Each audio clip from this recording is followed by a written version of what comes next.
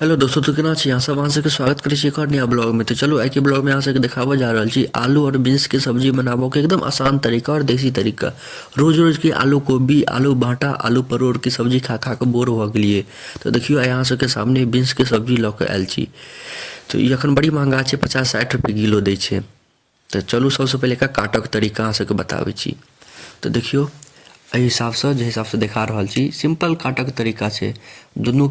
दुनू तरफ के आगा के मुँह के काटि के हटा देबै, बीच के एते टा के टुकड़ी निकालि लेब। देखियो एते पन्नी में छै राखल। एक बेर और दिखा दै छी अहाँ सबके। देखियो एना एना टुकड़ी बना कऽ काटि लेब, आगा वाला पीछा वाला हटा देबै आ एते टा के टुकड़ी अपन काटि लेब। देखियो ठीक छै। अब सब चीज काटि लेलिए, बीन्सो कटा गेलै एकदम बढ़िआँसँ, आलूओ कटा गेलै, इमहर आलूओ बढ़िआँसँ कटा गेलै, इमहर एगो टमाटरो बढ़िआँसँ कटा गेल छै। ठीक छै।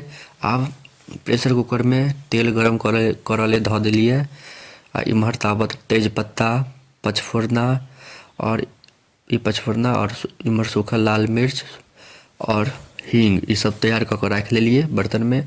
तेल गरम भऽ जेतै तऽ ओहिमे ई सब खसा देबै। पहिले पचफोरना, तेजपत्ता और सूखा लाल मिर्च खसा देबै, ओ जरि जायत तहन ओहिके बाद हींग खसेबै, कियाकि हींग तुरंते जरि जाइ छै, तो कनिक लेटसँ हींग खसायब। ठीक, ई सब जरि जायत तऽ ओहिके बाद फेर आलू खसा देबै। ठीक छै। आलूके एकदम बढ़िआँसँ धो लेब, एखन बहुत ओहिमे माटि वाटि सब लागल रहै छै, बढ़िआँसँ धो कऽ फेर कसा कऽ बढ़िआँसँ लारि चारि लेब। ठीक छै। ई लारर चारर भऽ जायत तऽ ओहिके बाद आब बीन्सके सेहो बढ़िआँसँ धो कऽ से ओकरो खसा लेब। ठीक छै। जतेक भी बीन्स कटने रहू पूरा खसा लेब। ठीक छै। ई खसायल भऽ जायत ताहिके बाद एकरो बढ़िआँसँ लारि चारि देबै। देखियौ एकदम बढ़िआँसँ लारि चारि लेब। ठीक। आब एहिमे आधा चम्मच हल्दी डालि देबै। ठीक। और 2 चम्मच नमक डालि देबै, काफ़ी छै। आधा चम्मच हल्दी, 2 चम्मच नमक डालि कऽ बढ़िआँसँ मिला लेब, फेर लारि चारि लेब। ठीक छै। देखियौ कतेक मस्त लागि रहल छै।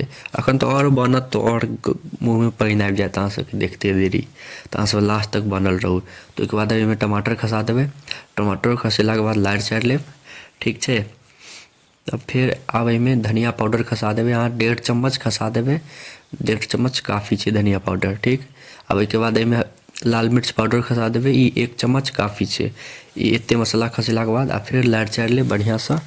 देखियौ आब मसाला सब खसि गेल छै लगभग, कि हाँ लगभग पूरा मसाला खसि गेल छै।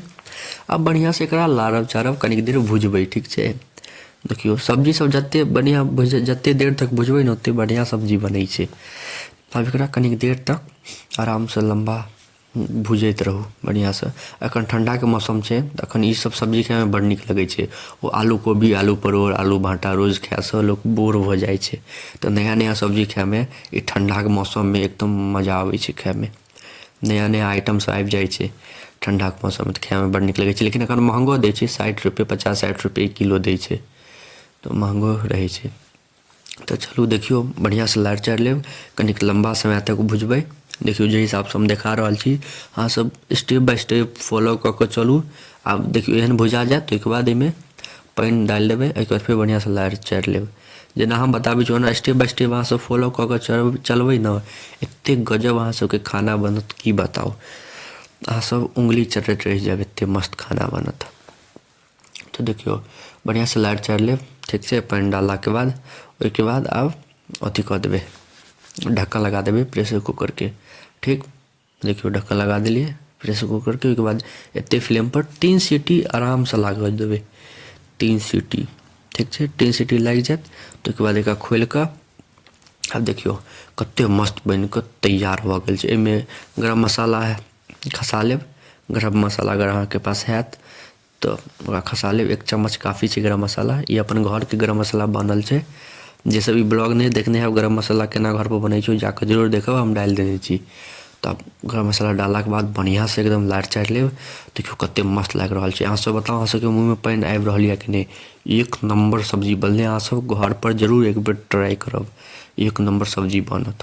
तऽ अहाँ सबके एतेक देर तक देखऽके लिए धन्यवाद। नीक लागत तऽ लाइक, कमेंट, शेयर, सब्सक्राइब जरूर करब। अहाँ सब लेल हम एनाही रोज ब्लॉग डालैत रहब। मिलै छी अहाँ सबसँ अगला नेक्स्ट ब्लॉगमे। धन्यवाद।